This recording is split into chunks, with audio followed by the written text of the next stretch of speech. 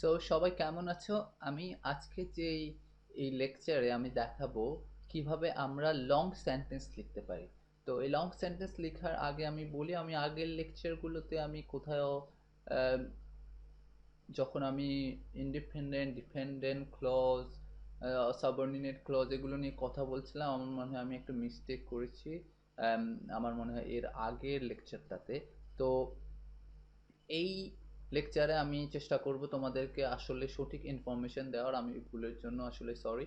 So এই লেকচারে আমি দেখাবো যে তোমরা কিভাবে কমপ্লেক্স সেন্টেন্স লিখবে এবং নির্ভুলভাবে কমপ্লেক্স সেন্টেন্স লিখবে টাস্ক ওয়ানের জন্য।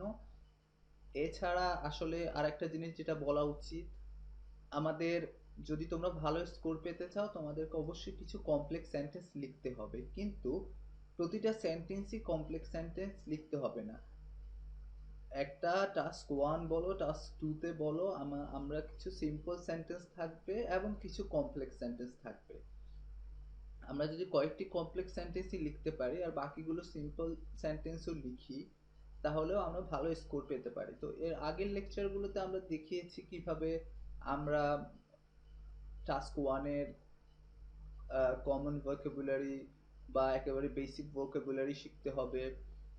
তারপরে অ্যাডভান্স ভোকাবুলারি শিখতে হবে। এই অ্যাডভান্স ভোকাবুলারিগুলোর সাথে কিভাবে আমরা অ্যাডভার্ব অ্যাডজেক্টিভ ব্যবহার করব, করে এগুলোকে আমরা মডিফাই করব, সেটা আমরা দেখেছি।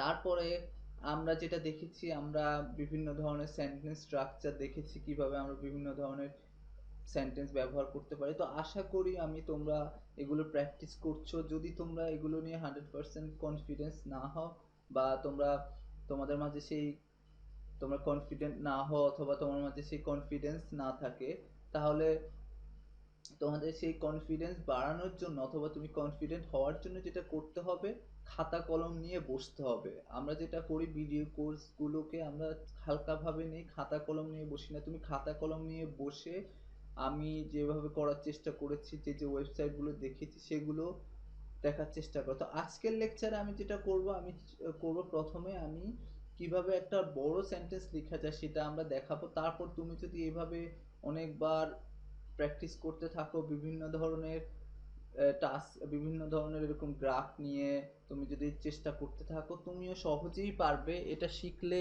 এরকম লং সেন্টেন্স লেখা শিখলে যে কোনো ধরনের টাস্ক ওয়ানেই তুমি ভালো করতে পারবে। সো আসো দেখি কিভাবে আমরা লং সেন্টেন্স লিখতে পারি।